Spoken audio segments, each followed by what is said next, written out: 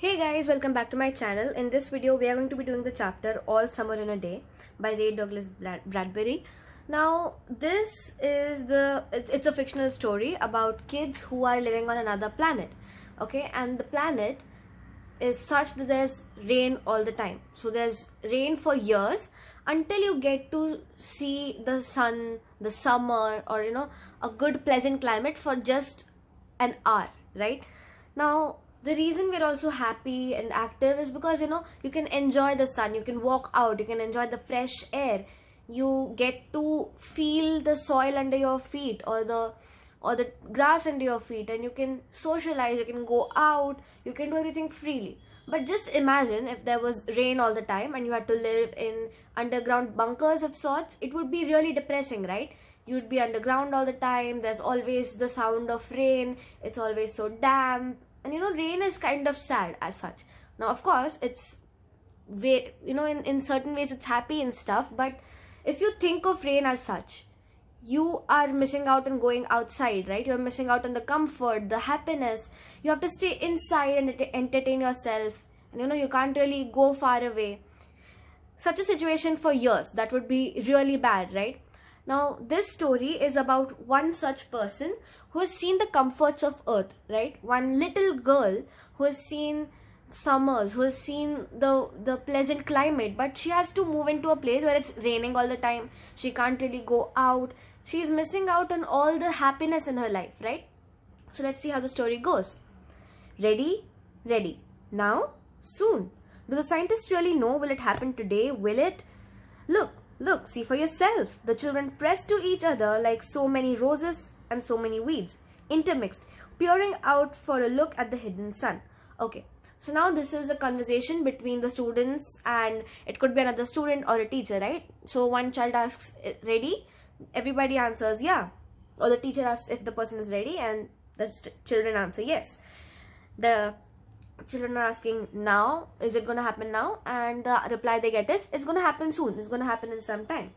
So it's like, when you're waiting for something eagerly, you're continuously asking your parents or those around you, right? Is it here? Is the thing here? Can I see it already? So that's the sort of excitement in these children.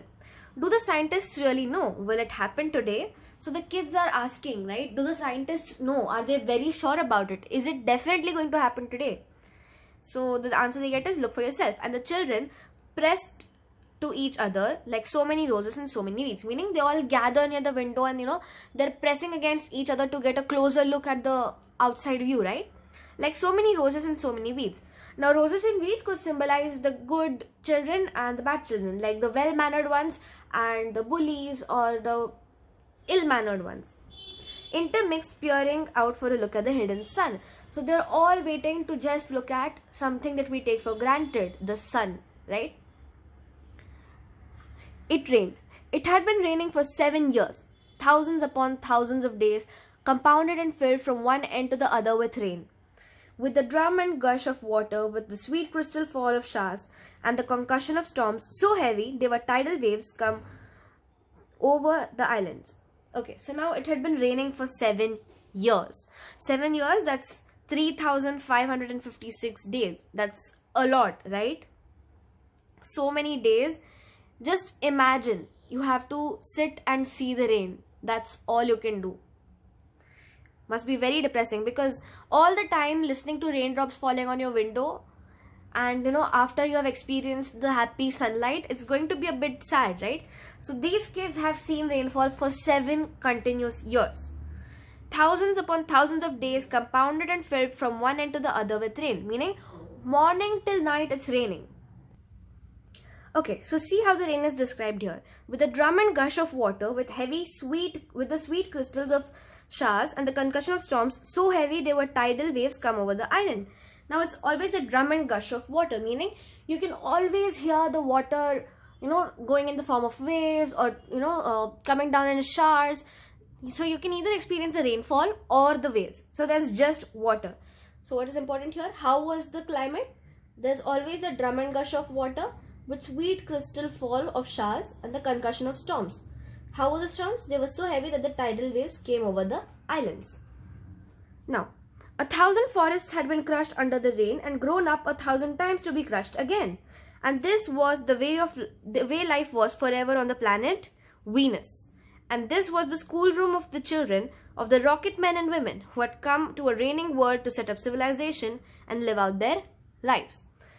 So every day what happened is the forest would grow. Definitely there's water and it has an atmosphere. There is a forest. But what would happen? The forest would grow and the rain is such that the tidal waves or a flood would come over. The whole forest would be brought down by the waves. After some time, the waves would recede and the forest would grow again. But what would happen again? The waves would come over and that forest would be destroyed all over again. And this was a cycle, right? A repeating cycle going on the planet Venus. So which planet are the students on? They're on the planet Venus.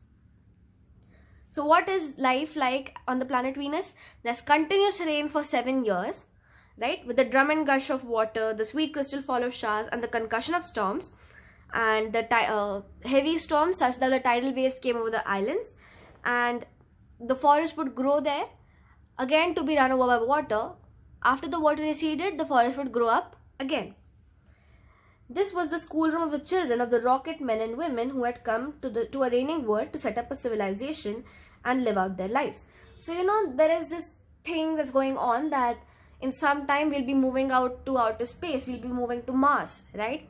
So similarly, this writer here, Ray Douglas Bradbury, he's imagined what it would be like if we set up civilization on Venus, right? So these are the kids of rocket men and women who had come to Venus. What are rocket men and women? Those who had moved from Earth to Venus, okay? And of course, they moved through rockets because that's what travels in outer space. They had come here to set up a civilization and live out their lives, meaning either the population there is so much or just that they wanted to accumulate more space, right? Humans are greedy that way. So they had come to Venus to live out their lives. It's stopping. Yes. Margot stood apart from them, from these children who could ever remember a time when there wasn't rain. Okay, now, so the kids, they're very excited. The rain is stopping. And the answer they get from the teacher or the other students is, yeah, it's stopping, right? So all this is going on. The kids are excited. They're waiting for the rain to stop. And Margot, now they're talking about one specific girl. Margot, she stood apart from them, meaning all the children are, there near the window waiting to see the sun. This girl stood apart. She was either not so interested or she was not a part of the group as a whole, right? She stood apart from these children who could ever remember a time when there wasn't rain. So these children had never seen anything but rain. They don't remember the sunlight because the last time it came about, they were very young, right? They don't remember how it was. They just remember this rain. They were all 9 years old, and if there had been a day 7 years ago when the sun came out for an hour and showed its face to the stunned world, they could not recall. Now these kids are 9 years old and the sun comes out every 7 years, meaning last time the sun came out, the kids were 2. Now none of us here would remember some very important event from when we were 2, right? Because you're very young back then. You cannot possibly remember something that happened for such a small span of time. The sun came out for 1 hour when the kids were 2 years old. They don't remember seeing the sun. All they remember is the continuous rainfall they've seen growing up. So they could not remember the time when last time the sun had showed its face to the stunned world. Why a stunned world? Because you see rainfall after, you see the sunlight after years. You'll be stunned, right? It'll take some time for you to acclimatize to that sunlight or the heat or the direct sun rays that you're getting. Sometimes at night she heard them stir in remembrance, and she knew they were dreaming and remembering gold or a yellow crayon or a coin large enough to buy the world. She knew they thought they remembered a warmness like a blushing in the face, in the body, in the arms and legs and trembling hands. But then they always awoke to the tatting drum and endless shaking down of clear bead necklaces upon the roof. The walk, the gardens, the forests, and their dreams were gone. All day yesterday they had read in class about the sun, about how like a lemon it was and how hot. And they had written small stories or essays or poems about it. I think the sun is a flower that blooms for just 1 hour. Okay, so now sometimes Margot, who lived with these children, she thought she heard them, stir in remembrance, meaning they would wake up or they would mumble something in their sleep about the sun. So what were the things that the kids compared the sun with? Now for someone who has never seen the sun, how will you describe the sun to them? So this is what they were told the sun was like, or what they imagined the sun to be like. Gold or a yellow crayon, or a coin large enough to buy the world with. So they imagined it to be the color of a gold or yellow crayon. Obviously, kids, what color do they use for the sun? Yellow or gold. And a coin large enough to buy the world with. So that's one. That's two. She knew that they could, that though they remembered a warmness, like a blushing in the face, in the body, in the arms and legs, and trembling hands. So, there was very faint memory of what the sun felt like. When it's warm around you, suddenly it becomes warm, or when you go near the fire, there's, a tingling sensation all over your skin. You feel, the blood rush to your skin, or you feel a warmth, a sort of tingling sensation, as in something that's pulling onto your skin. That's basically the heat acting on your nerves. So they remember that in their body, in their face, in their arms and legs, and their trembling hands. But then they always woke up to the tatting drums and the endless shaking down of clear bead necklaces upon the roof, the walk, the gardens, the forests, and their dreams were gone. So, they would think of the sun, yellow or gold crayon, or a coin large enough to buy the world with. But when they woke up, they were again faced with the harsh reality of the continuous violent rains. What is the rain called here? Tatting drums, endless shaking down of clear bead necklaces upon the roof. All day yesterday, they had read in class about the sun. So the previous day, we are talking about this day where the kids are waiting to see the sun.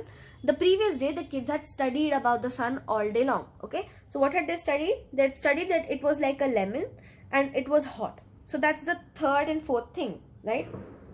So what's the first one? The first one is a yellow crayon. The second one is a coin large enough to buy the world with. The third is like a lemon, and fourth, that it's hot. And they had written small stories or essays or poems about it. Now the kids, imaginary things. You tell a kid about a dragon, or you tell a kid about a vampire, or about a fairy, they'll end up making some story in their head, right? So similarly, these kids, they are introduced to the idea of the sun. They're told what it is like in detail. And these kids wrote poems or stories or, essays on what their thought of the sun is. So this is what Margot had written. I think the sun is a flower that blooms for just 1 hour. A very creative poem written by Margot, who is, who remembers the sun, who has seen the sun. So this can be asked to you in the form of MCQ, right? They'll ask you, what poem did Margot write about the sun?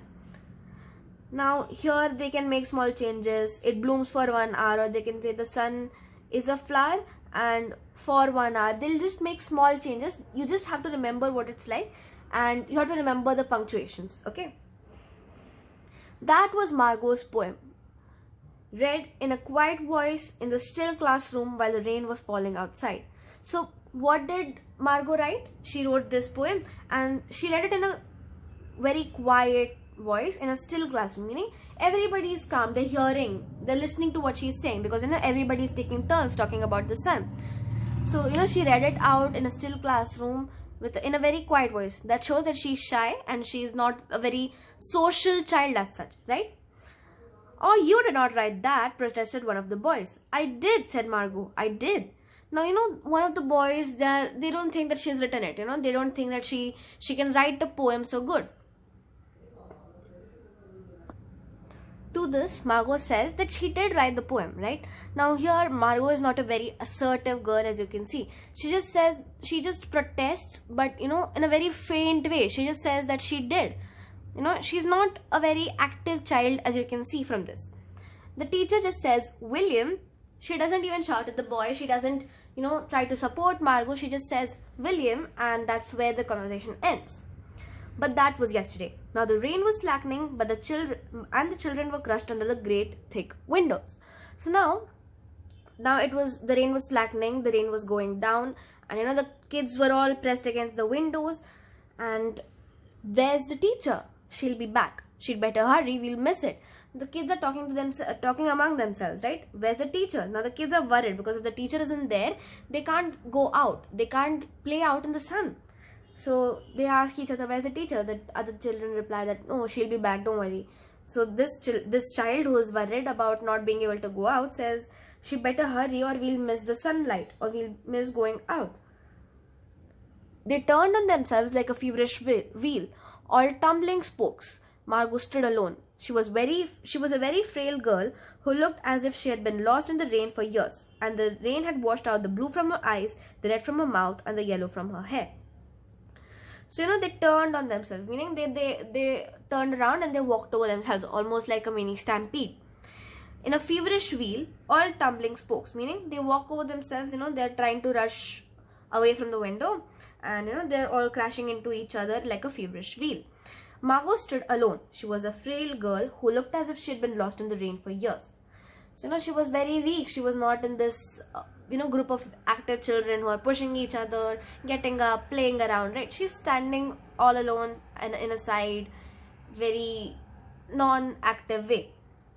So, it looked as if she had been lost in the rain for years.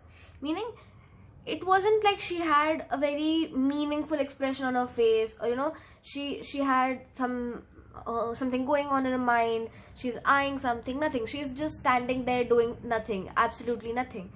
And it looked as if the rain had taken away the blue from her eyes, the red from her mouth, and the yellow from her hair. Now, if you've read it somewhere, if you keep a goldfish in the dark for a long time, the goldfish loses its color. It becomes almost colorless, you can say. Similarly, if humans or any other living organisms, they're not exposed to the sun for a very long time, those things lose their color. Humans will become pale, their skin becomes pale. They'll lose the shine in their eyes, or they'll not be very active. Similarly, for a girl like Margot who had blue eyes, red and a pink mouth and a blonde hair, it looked as if not being exposed to the sun had removed all traces of color from her eyes, lips, and hair. It looked as if the absence of sunlight or the rain had washed out the blue from her eyes, the red from her mouth, and the yellow from her hair. So what effect did the rain have on Margot? It looked as if she had been lost in the rain for years, and the rain had taken away 1, the blue from her eyes, 2, the red from her mouth, and 3, the yellow from her hair. She was an old photograph dusted from an album, whitened away, and if she spoke at all, her voice would be a ghost. Now she stood separate, staring at the rain and the loud wet world beyond the huge glass. Now, they compare her to a photograph that is dusted from an album, whitened away, and her voice was compared to that of a ghost. So why whitened away? Because photographs, if after some time, they'll start losing all the pigment in them. They'll start losing color. They become whitened in a way, meaning the pigment is taken off and there's very slight traces of the color that was there. So she looked like a photo from an album, whitened away, and if she spoke at all, her voice would be a ghost, meaning she would never speak very loudly, or like small children, they're always speaking, doing something, asking questions. No, Margot would be completely silent, and if she even spoke at any time, her voice would be like that of a ghost, very small, very low. Now she stood separate, staring at the rain and the loud wet world beyond the huge glass. She was already apart from the children, right? She was standing away. Now she's still there, looking meaninglessly at the rain and the loud wet world beyond it. Why? Because everything is water there. Everything is rainy, kind of slimy, muddy. There's nothing like a dry space on Venus. "What are you looking at?" asked William. Now this shows us that this boy William, he's like the class bully. He's always bullying Margot and targeting her basically. The other day when she read the poem, he said that she didn't write it. Now he's asking her what she's looking at. She's minding her own business, right? But this guy is kind of poking the girl. Margot said nothing. "Speak when you're spoken to." Now he's telling her to speak. You can either call this an effort to make her socialize, or rather something that shows that he's kind of bullying her, pinpointing her, using her to have fun around. She doesn't speak, and he tells her to speak when she's spoken to. But she still doesn't respond to him. He gave her a shove, but she did not move. She let herself be moved only by him and nothing else. They edged away from her. They would not look at her. She felt them go away. And this was because she would play no games with them in the echoing tunnels of the underground city. Now this girl, she's shoved, of course, they ignore her, they move on. And they irritate her or bother her for some time, and then they get back to doing their own business, right? They'll play, they'll have fun. Now, why did they not like Margot? Why did they bully her? That's because she would never play with them. She would not play with them when they were playing in the echoing tunnels, underground tunnels, right? And they would not even look at her. They edged away from her. She let them go. She felt them go away, and this was because she would play no games with them in the echoing tunnels of the underground city. If they tagged her and ran, she stood blinking at them and did not follow. So, this game where you play tag, right? You tag the other person, and now they are the diner. They have to come and catch you guys. So, what would Margot's response be when playing with the kids? If they tagged her and ran, she stood blinking after them and did not follow them. That's one. When the class sang songs about happiness and life and games, her lips barely moved. Only when they sang about the sun and the summer did her lips move. So one example of her not being with the kids is when they tagged her and ran, she would not catch them. And another example is when the kids sang about happiness, life and games, her lips did not move. They only moved when they talked about the sun and the summer. Lips moved as she watched the drenched windows. So, she would sing in the remembrance of the sun. She would look outside, thinking of the sun that she had experienced. And then, of course, the biggest crime of all was that she had come here only 5 years ago from Earth. Now, see, this girl is among children who've never seen sunlight, or they don't remember seeing sunlight, but this girl has seen sunlight until 5 years ago. Meaning, until 5 years ago, she would be on Earth, she would experience sunlight every day, but now she's here. The happiness or the good thing in her life is missing now. And two, because the other kids despised her for having experienced the sunlight. So the biggest crime of all, that she had come there just 5 years ago from Earth. And she remembered the sun and the way the sun was and the sky was when she was 4 in Ohio. So where did she live on Earth? She lived in Ohio. And they had been on Venus all their lives. They had been only 2 years old when last the sun came out, and had long since forgotten the color and the heat of it and the way it really was. But Margot remembered. Now, of course, it's not the fault of the girl, right? She came just 4 years ago. She just moved in with her parents. But the kids despised her for having something they did not, for experiencing something they did not, because they lacked the sun. Those kids secretly yearned for the sun. They were jealous of her. And that's why they would kind of make her an outsider to the group. They would not, socialize with her. They would bully her. And in a way, they would show their superiority over a girl because they just despised her for having something that they did not. So, her biggest crime was that she came only 5 years ago, and she remembered the sun from when she was 4 on Earth in Ohio. And they had been on Venus all their lives. They had been only 2 years old when the sun last came out, and had long since forgotten the color, the heat, and the way it really was. So, what are the 3 reasons because of which the kids bullied or did not accept Margot? 1, when they tagged her and ran, she stood there blinking and did not follow them. 2, when they sang songs about happiness, life, and games, she would not sing, but she would only sing when they sang about the sun, and she would do so while looking outside the windows. And the 3rd one was that she was from Earth, and the kids despised her for having experienced the sun.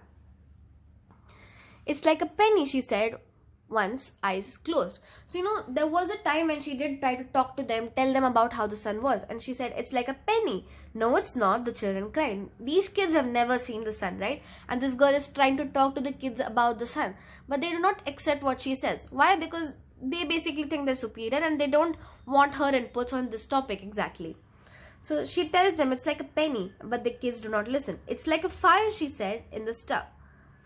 She's telling them, right? The sun is like this, and she's trying to share her experience, but the kids, they really do not want to listen. No, it's not. You're lying. You don't remember, cry the children. So they're also trying to somewhere feel good about themselves, like this girl too doesn't remember, but she does. But despite the fact that she's trying to share that happiness, that experience with the children, they just are not accepting of her words. But she remembered and stood quietly apart from all of them and watched the pattering windows. So she tried. She really did try to socialize with the kids, but she just could not. And once a month ago, she had refused to shower in the school shower rooms and clutched her hands to her ears, and over her head, screaming the water mustn't touch her head. So once, a month ago, she had refused to take a shower. She had refused to take a bath in the school showers, and she was crying that the water mustn't touch her head. Now this shows you how traumatized she is because of the continuous rainfall, right? Now some people are really weak at heart or really weak in a mental sense, right? And that does not mean they're lacking something. It's just that they're very sensitive to certain changes. Margot was one of those girls. The absence of sun was really affecting her to a limit where she could not take the rain anymore. She could not take the water anymore, and she had an attack, a panic attack, you can say, or she was so paranoid about water that she was screaming while covering her ears and head that the water mustn't touch her head. So after that, dimly she sensed it. She was different, and they knew her difference and kept away. So slowly after that experience a month ago, right, she realized that she was different from the kids. Why? Because everybody is happily taking a shower, they're doing whatever they do every day, but this girl, she sensed some problem in doing something that was a daily occurrence for the kids, right? So she realized that she is not like the kids, and she could not really mix up or gel up with those kids, and that's why she kept away. There was talk that her father and mother were taking her back to Earth next year. It seemed vital to her that they do so, though it would mean the loss of thousands of dollars to her family. Now, because of this situation of Margot, because of this problem she was having, because of the absence of the sun, because of the continuous rainfall, her parents were going to take her back to Earth, right? And they were willing to do so because now for parents, right, the health or the happiness of a kid is the most important. They do not care so much about money as much about the well-being of their child or daughter here, right? So they were going to take her back to Earth next year, and despite the fact that it would mean the loss of thousands of dollars to her family. Another reason you could say the kids despised her was because of the money or the riches that they had, right? Because they were going to face the loss of thousands of dollars, and they were going to shift back to Earth for this girl. So you could say that they despised the love that the family had for her or the riches that they had. But that's a 50-50 point. You can include it if you want, but the other three are short points from the book. And so the children hated her for all these reasons of big and little consequences. Another thing you can say is she's going to move back to Earth, right? So she has seen the sun, and now she's going to get back to seeing it again. That's more of a reason for the kids to hate her. They hated her pale snow face, her waiting silence, her thinness, and her possible future.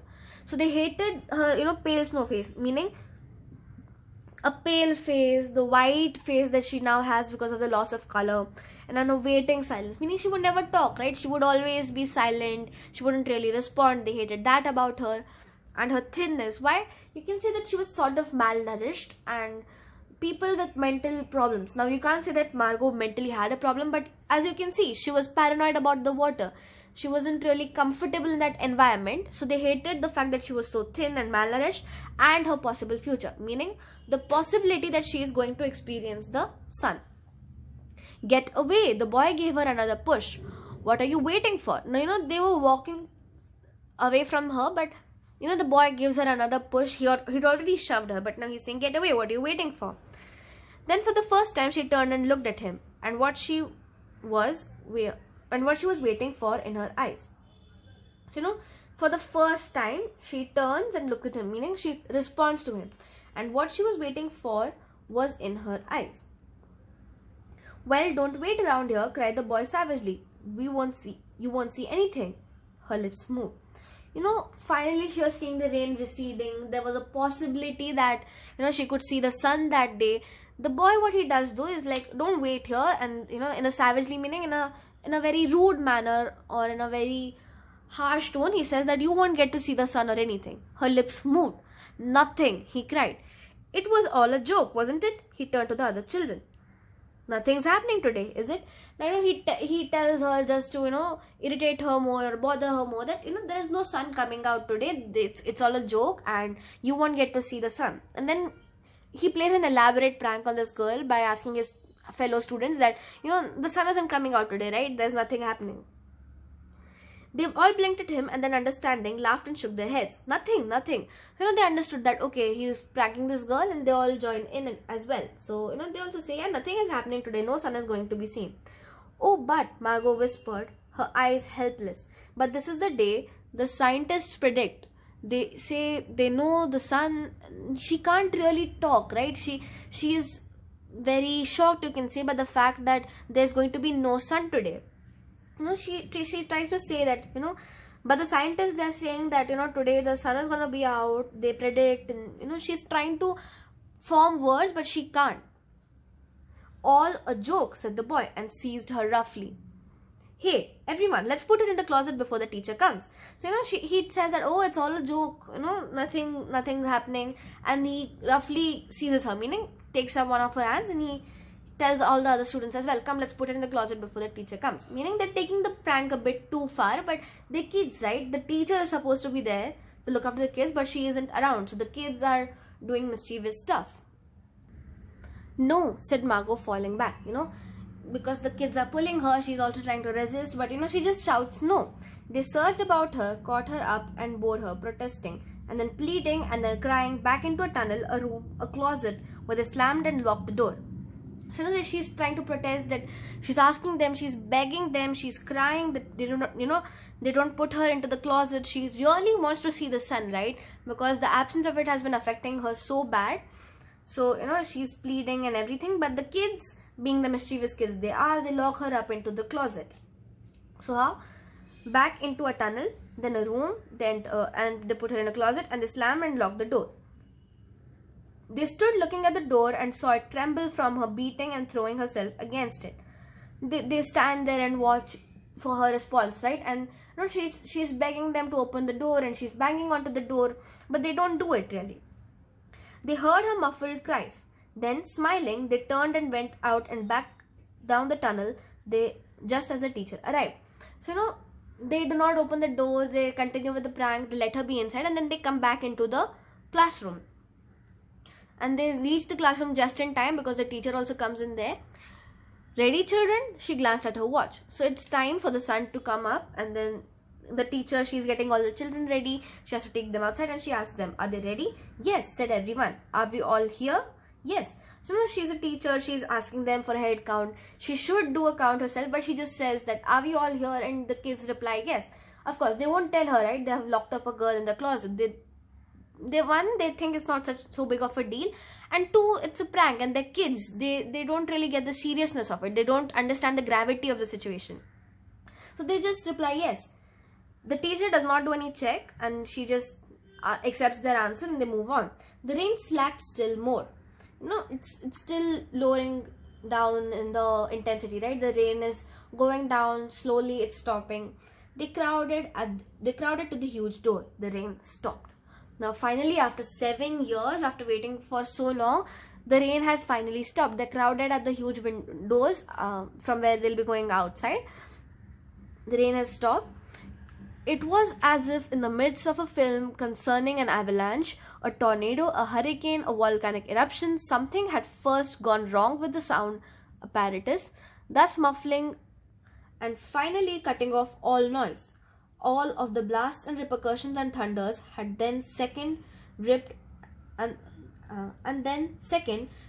film from the projector and inserted in its place a beautiful tropical slide which did not move or tremor.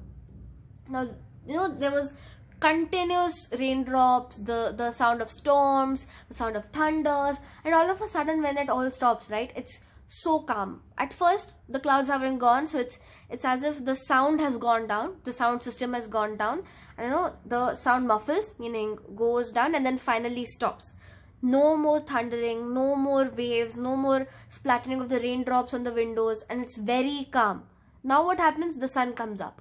It's a very pleasant scenario, a very nice situation there. So what it seems like is, at first the sound system goes bad, and then instead of the violent film that they were watching, someone has put up a very nice scene, a scene of a pleasant place, and it's a very beautiful tropical place, meaning there is sunlight, there's like greenery, tropical forest and sort of things, and it's very beautiful, a pleasant picture which did not have any violence or thunders or volcanic eruptions or shaking grounds, nothing.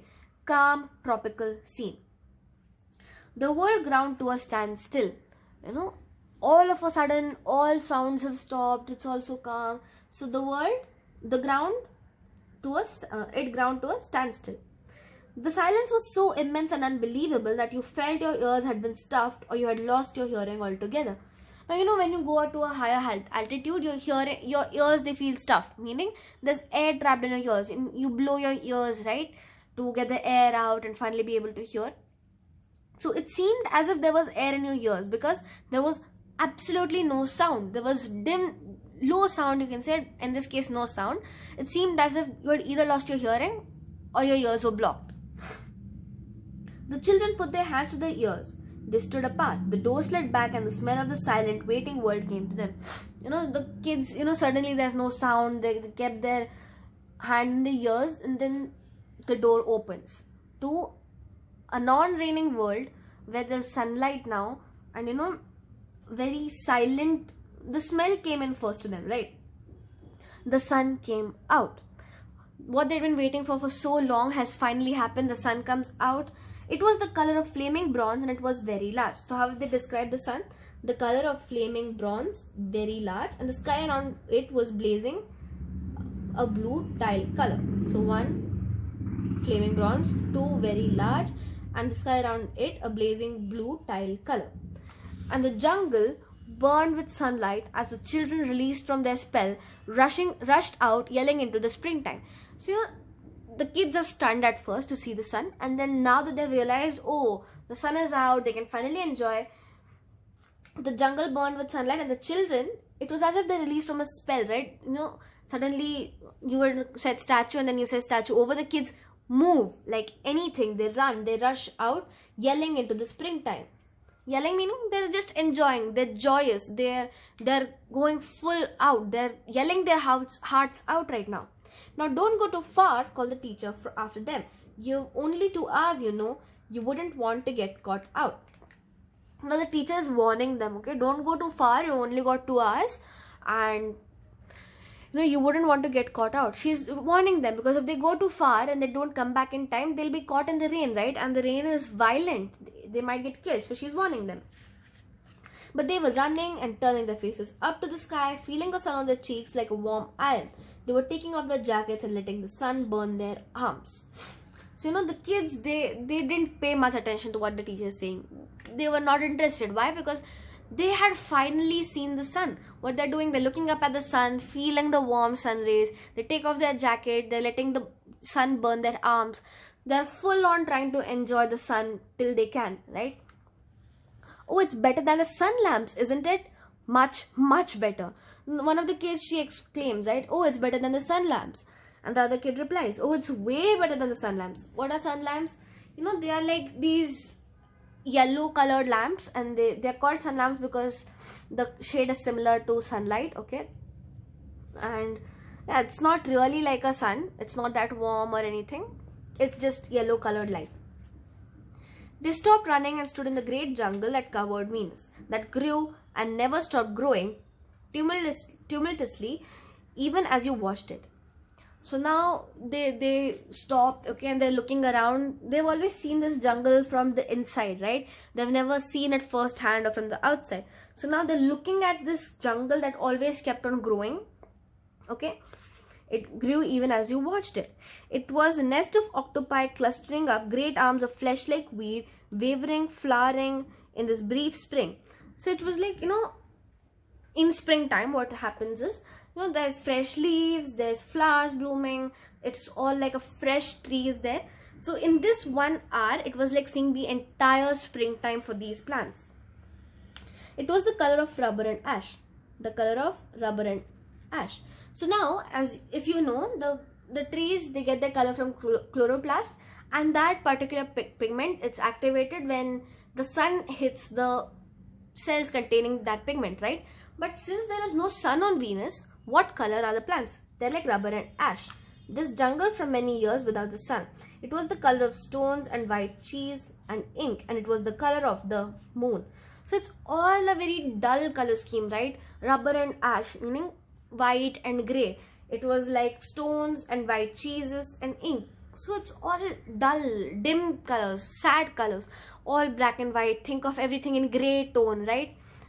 So this place, because of the absence of the sun, had lost its color. And one of the reasons Earth is such a nice place is because of the trees. Now, if you didn't know, green is a color which is known to bring happiness to humans. It brings in positivity, it calms your mind, and that's also a reason why the Operation Theatre curtains, they're green in color, right? So this soothing color is missing from the entire canvas of Venus. Everything is grey, white, such dull, boring, and you can almost say depressing colors. That means there's a lack of happiness in this setup. So this shows how important the sun is, one, and what kind of adverse effect it has on someone who's fine, in a very short span of time, and after a very good time of being adjusted to the sunlight, is taken out from this happiness setup into such a depressing, very monotonous setup, right? The children lay out, laughing on the jungle mattress, and they heard it sigh and squeak under them, resilient and alive. So, they are just lying down in the sun, trying to experience everything, and they're feeling it under their skin and under them, right? They ran among the trees, they slipped and fell, they pushed each other, they played hide and seek and tag, but most of all, they squinted at the sun until tears ran down their faces. Meaning they want to have a full look at the sun. What did they do? What did the kids do? They lay out, laughing on the jungle mattress, that's one. They heard a sigh and squeak under them, resilient and alive, that's two. They ran among the trees, they slipped and fell, three. They pushed each other, that's four. They played hide and seek and tag, that's 5, and you can also say 6 if you consider tag. But most of all, they squinted their eyes until tears ran down their faces. That's 7. They put their hands up to the yellowness and that amazing blueness, and they breathed off the fresh air and listened to the silence which suspended them in a blessed sea of no sound and no motion. That's 8. This last one, 8th point, is extremely important. So if they ask you, what do the kids do when they walk out into the sun? 1. They lay out, laughing on the jungle mattress. They hear a sigh and squeak under them. They run among the trees. They fall, slip and push each other. They play hide and seek and tag. They squint their eyes until the tears run down their faces, and they put their hands up to the amazing yellowness and blueness, and they feel it all the time, and they breathe the fresh air. They looked at everything and savored everything, meaning they're looking at everything just to let the picture sink in, just to look at it completely. Meaning, okay, so imagine you are told that you can look at your favorite car and you have only 1 hour to look at it, right? You'll look at it continuously. You won't get distracted. You can continuously stare at it. You look at every detail of it. You'll want to see it, touch it, experience it, right? So that's the case with these children. They have the sun for just 1 hour, right? So they're doing everything they can, and they just want the picture to set into their minds, because for another 7 years, they can't even think about looking at the sun. They wildly, like animals, escaped from their caves. They ran and ran in shouting circles. They ran for an hour and did not stop running. So, they let the picture sink in, and after that, they're running around in circles, and they screamed, and they ran for an hour. They did not stop running. This goes on until it's finally time for the sun to leave. And then in the midst of their running, one of the girls wailed. Everyone stopped. Everybody's enjoying, and all of a sudden one girl starts wailing, meaning crying loudly. Okay, like something really terrible has happened. Everyone stopped just to look at what was wrong. Why is the girl crying? The girl, standing in the open, held out her hand. Oh, look, she trembled. Okay, now she is there, everybody's looking at her, and she shows her palm to everybody, and she says, oh, look at this. And she's trembling, right? They came slowly to look at the open palm. In the center of it, cupped and huge, was a single raindrop. She began to cry looking at it. They glanced quietly at the sun. So, this girl, she tells them, look, what happened? And everybody, they go to see why she's crying. What's there in her palm, right? They see one raindrop in her cupped hand. Okay, so that means it's finally time for the rain to come back. The rain is coming back. The time with the sun is over, right? Oh, a few cold drops fell on their noses and their cheeks and their mouths. So, the kids also, they realize, because cold drops are falling all over them. The sun faded behind a stir of mist. A wind blew cold around them. So the happy sun, the warm, pleasant climate, it was becoming mist, right? And a cold air was coming around them. They turned and started to walk back towards the underground house, their hands at their sides, their smiles vanishing away. So these kids who were enjoying all this while, they're dejected, so they start walking back to their, you can say, the underground bunkers, but in this case, the houses that they'd built. A boom of thunder startled them, and like leaves before a new hurricane, they tumbled upon each other and ran. So no, they are walking slowly, hoping that there's still more time. A thunder startles them, and then they start running like leaves in a hurricane. Lightning struck 10 miles away, 5 miles away, a mile, a half mile. The sky darkened into midnight in a flash. You know, now the thundering, the lightning is glowing closer to them, 10 miles away, then 5 miles, then 1 mile, just a half mile, and suddenly everything is dark. It was like midnight again. They stood in the doorway of the underground for a moment until it was raining hard. Then they closed the door and heard the gigantic sound of the rain falling in tons and avalanches everywhere and forever. So, they stand in the doorway, they're still looking outside, thinking of the sun, waiting for it to completely disappear. Okay, and then they close the door and they hear the gigantic sound of the rain. Fine, again, it's beginning to rain. It's back to the old climate, the 7-year climate of Venus again. And it's going everywhere, right? It's raining everywhere, thunderstorms, avalanches, back to the typical old scenario. Will it be 7 more years? One of the kids asks. Yes, 7. Then one of them gave a little cry. Margot! Okay, now suddenly when they're back, they're talking like, oh my god, it's 7 more years until we see the sun. And one of the kids finally realizes, Margot. What? The kids don't understand what the kid wants to say. She's still in the closet where we locked her. Margot. So suddenly the kids are realizing, right? The girl is still in the closet. They forgot her there and the sun is gone now. Whatever she'd been waiting for all this while is gone. She cannot look at the sun again. They stood as if someone had driven them like so many stakes into the floor. Okay, it seemed as if they were driven like stakes on the floor, meaning how you put nails into walls, right? You fix them there. That's what it seemed like. The kids stood there fixed. They were not moving. They looked at each other and then looked away. They glanced at the world that was raining now and raining steadily. They could not meet each other's glances. Their faces were solemn and pale.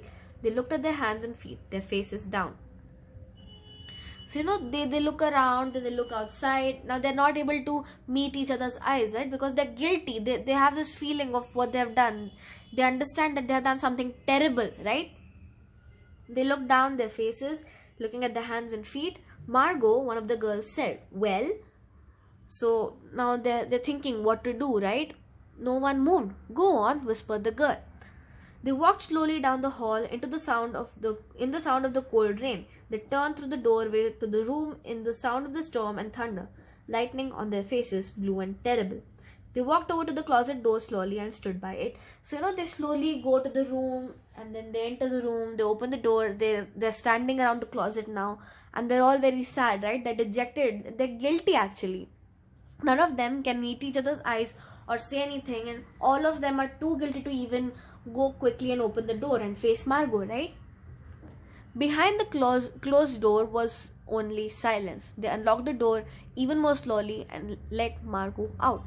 Now, some people make the mistake of assuming that Margot is dead or something, right? Nothing like that is given, so please don't write that in your paper. There's just silence, meaning Margot was not protesting anymore. She had accepted it and she was just there.